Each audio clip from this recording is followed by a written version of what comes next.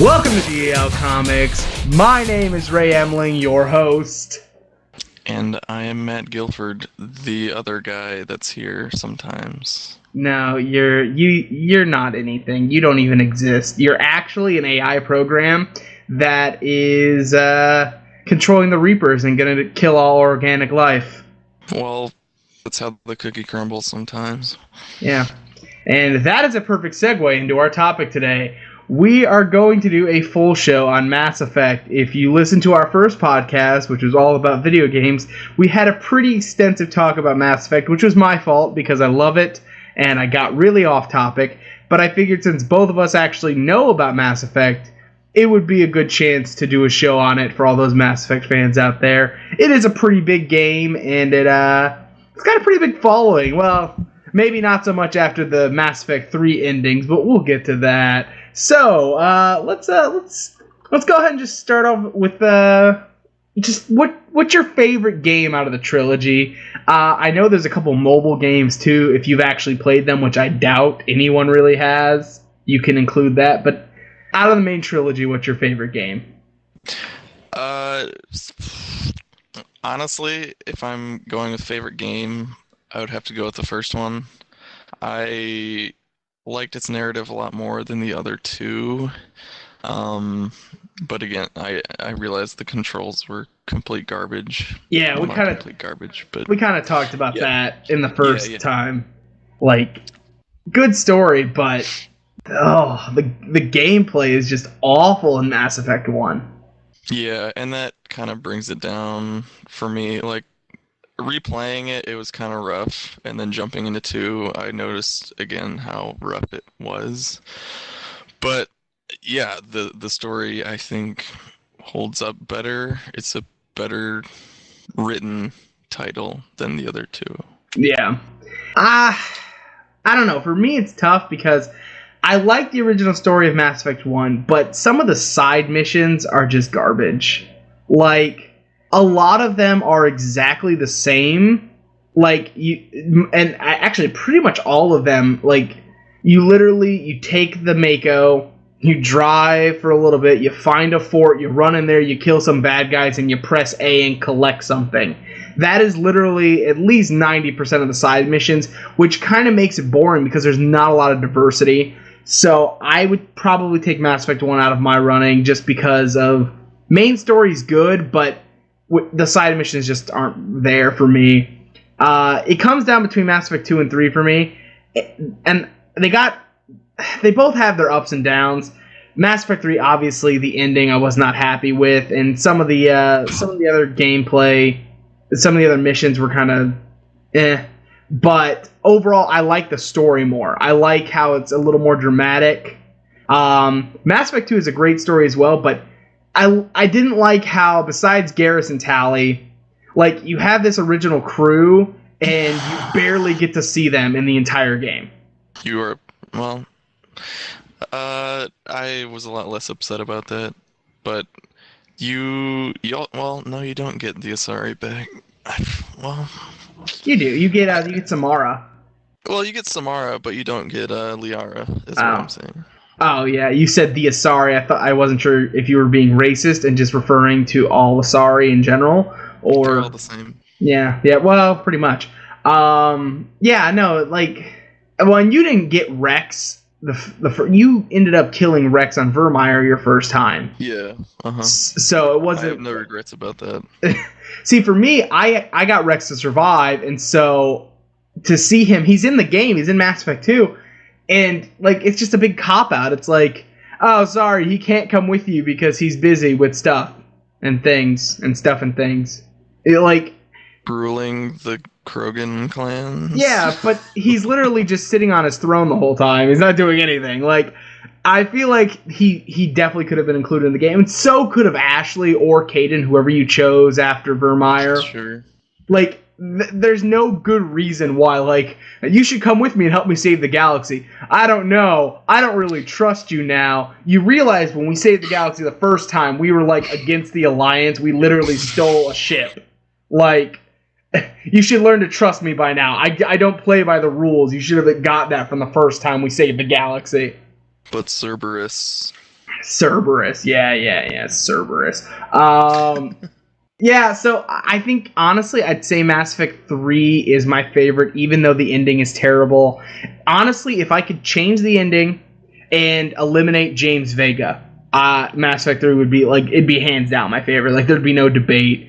The ending had issues, and I never understood why you brought in a brand new character for one game, and like I don't know how many people actually used him because yeah, you have to use him for the first couple missions, but then you get Liara and Garrus back within the first two missions. Like, he was never used again after that point.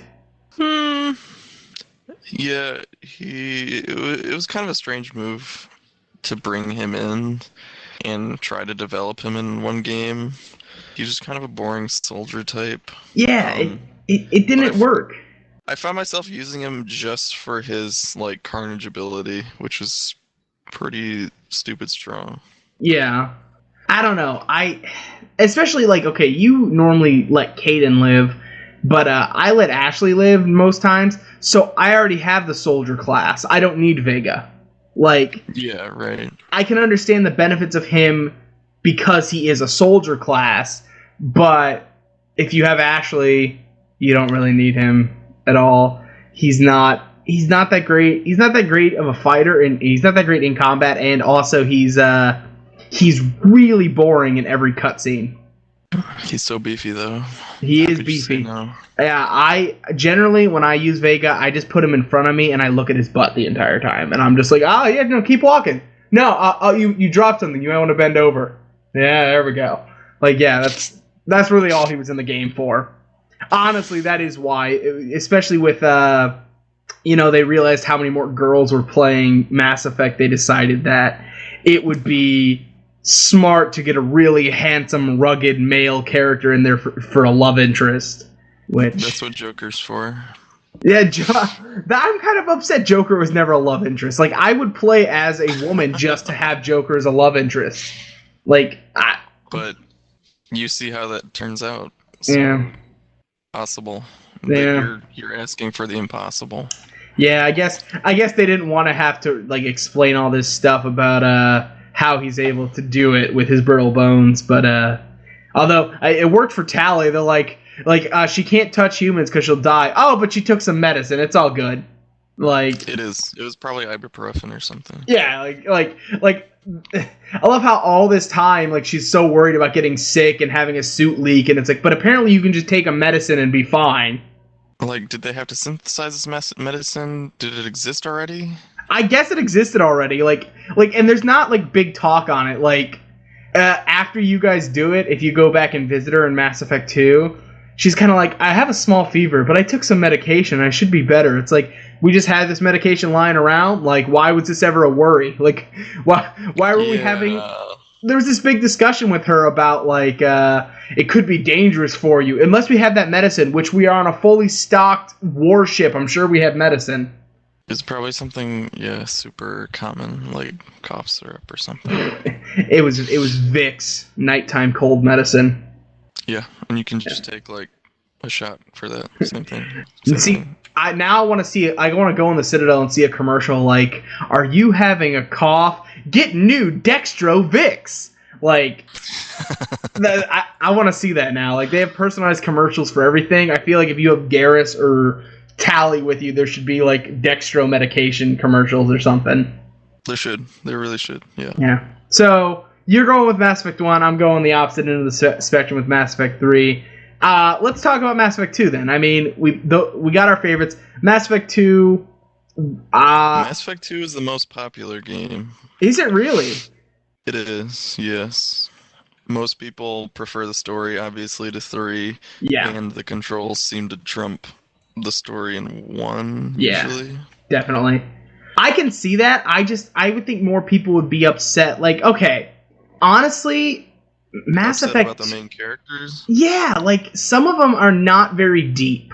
Like Miranda's got a pretty deep history, as does Thane. And you can see why they're like on the cover. Like they're the main two they focused on, and it seems like on a lot of the other characters they just kind of phoned it in. They're like, let's focus on 2 and then move on. Samara's pretty one-sided. Jacob was just kind of Jacob is so boring. bland. Oh my gosh, he's like, there's nothing about him. I don't know if it's the way he delivers his lines or what, but it's just something about him. Like, I go talk to him all the time because I want to, I want to build up that relationship so he doesn't die in the suicide mission. Yeah, sure. But like, it's just hitting the X button over and over again. Like, I'm skipping everything. It's because he's like, I don't know, he's just like a submissive soldier type, and he's like interested in being your friend, which No, but this thing, doesn't. originally he's not. Like, he's like, I'm just here to do a job. Oh, but you seem like a nice guy. Well, it turns into that, and that's what it is for most of the game, and then it just turns out being bland because there's not really any conflict. His mission is just like him and his dad. I don't know. That was a strange mission. Yeah, I don't know. I Morden was interesting outside of the Normandy. Like, when you go I in thought he his, was really hilarious inside the Normandy. well, he was hilarious, but like, I don't know, Here's like, some contraceptives. yeah, Or pretty much. aliens.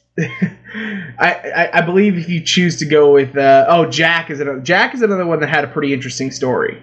If you got that far, though, that was the problem with Jack, is if you chose the wrong phrases, like, She'd shut down. she would shut down and you wouldn't get anything. But if you could get into that, like, get past the wall, her story, I think, was the most touching. And that's why, honestly, I don't think it was my first playthrough, but I think it was my second. I actually chose her as my love interest just because she had the most deep and unique story of all the characters. It's only touching if you see her in 3, which you can totally miss. Well, if you romance her in 2, it's very touching and like, you have to get past that wall, like I said.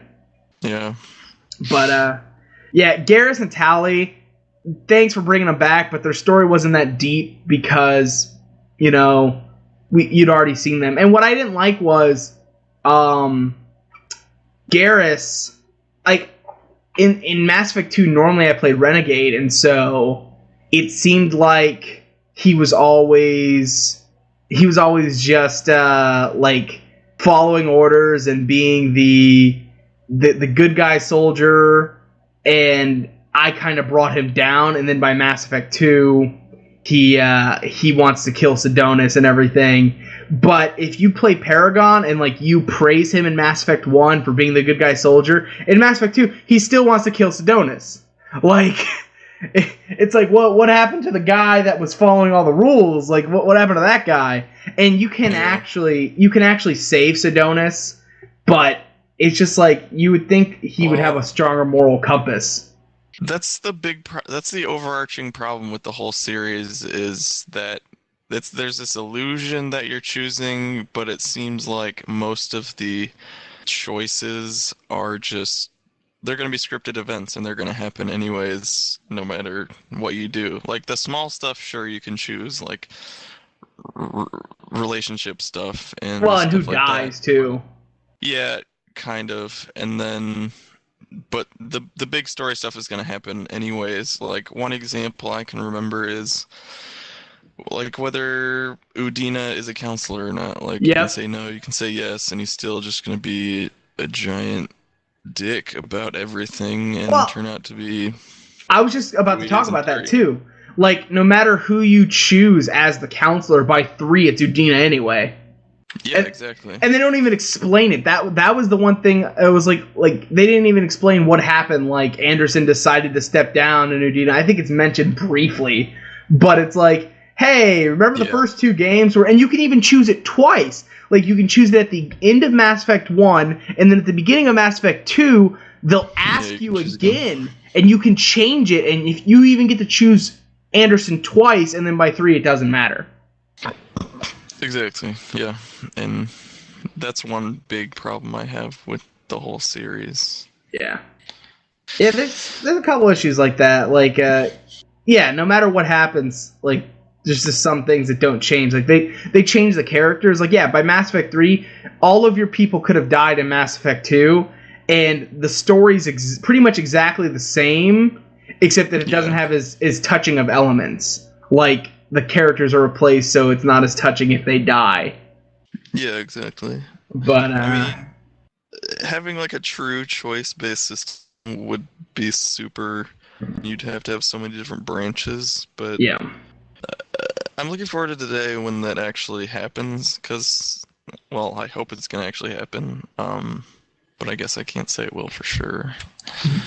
What I always thought would be really cool is Mass Effect 1, you are full on Alliance, Alliance blood, like through and through, like it runs through your veins.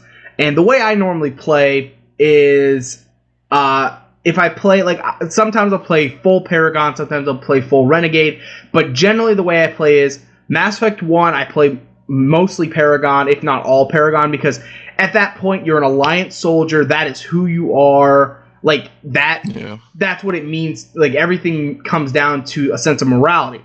But then at the end, you kind of leave you don't fully leave the Alliance, but, you know, you're, like, you steal a ship, and they ground you and everything. I guess the Council ground you, but still. You're starting to slip into that Renegade phase. Then by Mass Effect 2, you die, and you find out that the Alliance just kind of abandoned you. So I generally play Mass Effect 2 completely Renegade, whereas, you know, screw the Alliance, they screwed me, I'm going to take care of things the way it needs to be taken care of, and I kind of play that Renegade. Yeah. And then by 3, I kind of play a mixture because you need the war assets. But what I've always thought would be cool is Mass Effect 1, you're Alliance. Mass Effect 2, you're Cerberus. Then Mass Effect 3, you're back with the Alliance. I've always thought in Mass Effect 3, you should have been on your own. You should have been, which you kind of technically are, but at the same time, you're still working for the Alliance. Yeah. But, I mean, they give you so much free reign to begin with. Why not just eliminate the Alliance portion of it? I guess you need, like, you need some help. You can't do it all yourself. Yeah, so but at the same time, you could still be by yourself and get that help. Because, I mean, the Krogan aren't part of the Alliance, but they all join forces. Like, I think, and they tease at it in Mass Effect 2 with Jack, how she says, like, you could go full pirate. I was kind of hoping for that in Mass Effect 3. Like, not obviously going around being a pirate, but, like, literally you drop the Alliance regulation and you're on your own, because who's gonna follow the rules when you're, you know, on the eve of war and, like, you have to get stuff done? Like, well, maybe I should be diplomatic about this. No, you should get in there, you should kill people who get in your way and take care of business. How bloodthirsty of you. Yeah, I don't know. I just didn't like how, like, you're Cerberus in Mass Effect 2, then you come back to Mass Effect 3 and you're back with the Alliance somehow, and the worst you got was you got grounded. It's like, really? Like, yeah, right. There should be more punishment than that. Like, I feel like you should have been farming something on the moon. Yeah, well, like, and Anderson Luke even Skywalker says style. Anderson even says, like, he should have been court-martialed. Like, that would have been a cooler story to me. Like, you're no longer not court-martialed. Exactly. It's for convenience of the story. Yeah. I think it would have been cooler if Mass Effect 3 started with you are court-martialed. You should be in a military jail in London and or Vancouver, wherever you started. I don't remember. I think it was Vancouver, wasn't it? When 3 picks up, like, what city are you in? Yeah, I thought you started in Vancouver. I know the London plug is where Anderson lived. I'm not sure. And you ended London. Right. But I thought I don't know where you start off. I could have sworn you started in Vancouver or London. I don't know. Either way. Earth City. Earth City. Yeah. No, I feel like you should have been court-martialed. You should have been put in jail. And then when the Reapers attack the base, instead of being in the council room or wherever the heck you were with Anderson, you should have been in prison. And when the Reapers attack, you were able to escape. And I feel like it would have been cool if Ashley or Kaidan, whoever you kept alive, was actually the commander of the Normandy, and they rescue you. Cool. They rescue you in the Normandy, and then you commandeer as commander, or not commandeer, but they give you control because obviously they don't have what it takes to save the galaxy, and that's where the game picks up. I think that would have been much cooler. And then you can get in contact with Hackett and Anderson, because even though you kind of abandoned the Alliance, like, they realize we're screwed. Like, we don't have time to deal with you escaping from prison. Like, go do your thing since you're the only one that's ever defeated a Reaper before. Yeah. I mean, it's not like they don't have, like, the firepower or anything. Shepard's not really anything special. He just has done it before. Well, but what made him special, especially in Mass Effect 3, is his ability to lead, which he could have easily done with not being a part of the Alliance. Yeah. They could have given him his Spectre status back. I mean, the Council's not going to care if you left the Alliance or not. Like, they're not an Alliance-based. That's not even necessarily what set him apart, though. What set him apart was his contact with the beacon. Yeah. His contact with other species, if you know what I mean. Wink, wink. Wink. We're so subtle on this show. We don't break the fourth wall at all. Maybe 3 times. Yeah. But, yeah, I don't know. I guess I might actually go back and say Mass Effect 2 is my favorite game, because now I'm getting mad at all the different plot holes I'm pointing out in Mass Effect 3. I was a little surprised you said 3. The only reason 3 sticks with me so much is because there's some really touching moments in that game. And the hype drama. I guess I just like the drama of it, but no, like, okay, the first time I ever played, I screwed up and I chose the Geth over the Quarians because I didn't have enough war assets and enough points or however the system worked to get both, or Renegade points or Paragon points, whatever. So I chose the Geth, and Tali, spoiler alerts for people that have never played the game, I don't really care. If you're listening to a Mass Effect podcast, you should expect spoilers. Shame on you. She totally survives. Yeah, she totally survives, and you guys walk off in the sunset, and the Reapers just blow up. They don't even blow up. They're like, hey, this is sweet. We're going to leave. No, she commits suicide. And and that's not even a joke. Like, she literally commits suicide. She jumps off a cliff, and you run, and you can hit, I think it's a Paragon action, I'm sure. You can jump to save her, and you think you save her, and you miss. And, like, I literally, like, I didn't cry, but, like, I just felt so distraught after that. I was like, I didn't want to play this game anymore. That was depressing. I was also sad about that. I didn't regret choosing the Geth, honestly, because the Quarians are the Quarians. And the Quarians have a big fleet, but the Geth have much better firepower. Ships. Yeah, exactly. That's why they were bodying them all over the galaxy for so long. That's why the Geth destroyed them so easily. But yeah, Quarians are bad. Yeah, but we kind of joked about this right before we started recording, but I love Tali, but I hate her entire freaking species. Well, I don't hate them. They're interesting, but they just annoy me.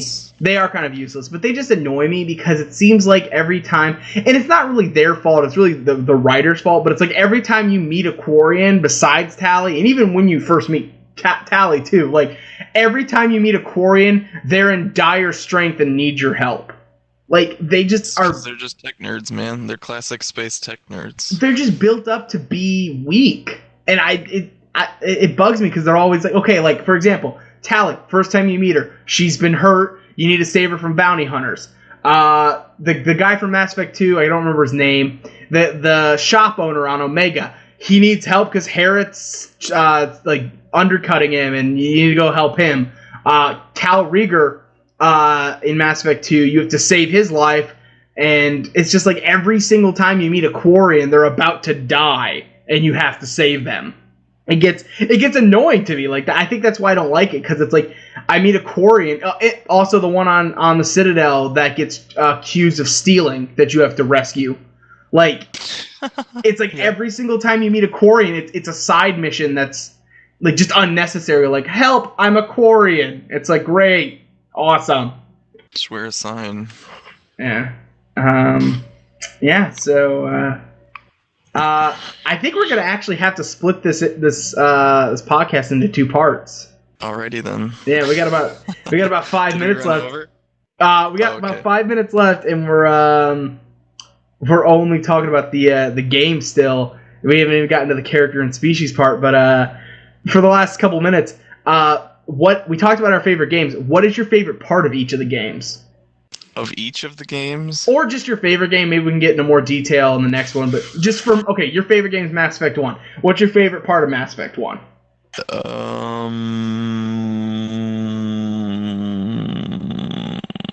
Man, it's been a little while. That's a tough question, actually. I keep thinking about like the mission on Vermeer, like the Rex decision, the Caden, Ashley decision. I Yeah. think that is the best mission. It is. It truly is. I mean, like you said, the And biggest I just decisions of like, the entire game are in that mission. yeah, kind of. And I just like chilling with Solarian troops, and Solarians are cool. I think we all know if you were in Mass Effect, you would be a Solarian. I would, yeah, and live for like 30 years and die. Not even in a cool way, like you died of old age. Like you didn't even die in combat. Right. Yeah, Yeah. 30 is like old age. Not even old age. Like you tripped down a flight of stairs and choked on a chicken wing or something. That would probably be more exciting and cool. Yeah, well, I guess. I don't think they eat chicken though. They probably just eat like flies and That's true. ice.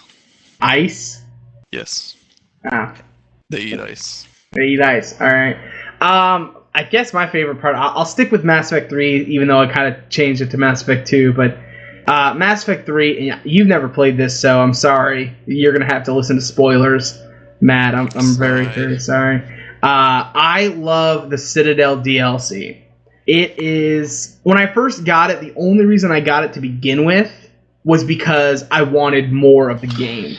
And it's like, when you read it, it's like there's a mission and there's a party, and you're kind of like, oh, that's an odd combo, but okay, you know, it adds probably about 2 hours extra to the game if you play it all the way through.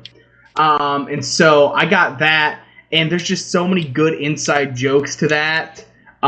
Spoiler alert, Matt, I'm very sorry, but and to the fans, I guess, you fight your own clone. The Cerberus, You're killing me. What? I know. Cerberus What? makes a clone of you for Project Lazarus for spare parts, and the clone breaks free, and you fight your own clone. And during the whole process of chasing him down and fighting him, there's just so many good inside jokes.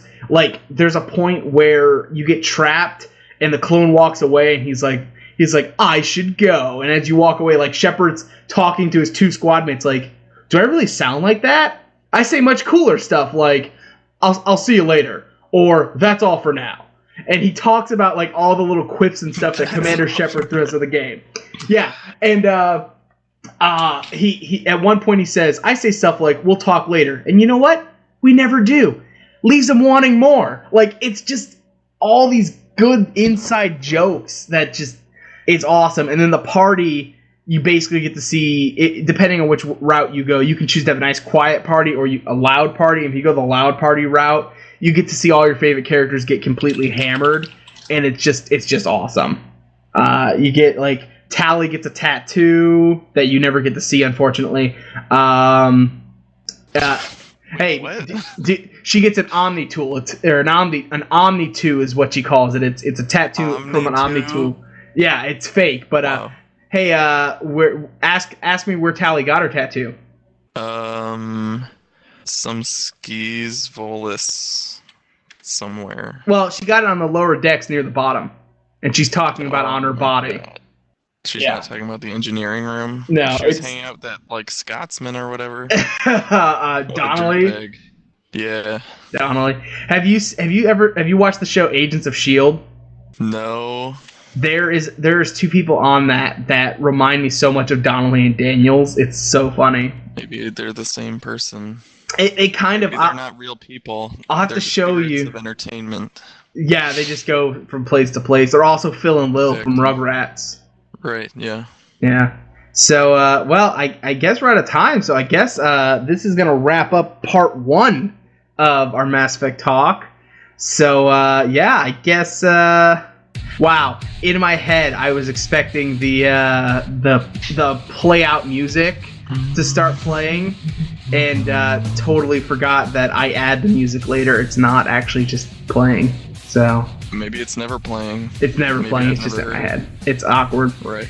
But yeah, so I guess that does it for part 1 of our Mass Effect talk. I guess we'll record part 2 now, and it'll be up maybe next week or something. I don't know. Not exactly sure. Some point part 2 will be up. But yeah, for G.E.L. Comics, I'm Volus Ambassador Ray Emling. And I'm the Elusive Man. Have a good night, everyone.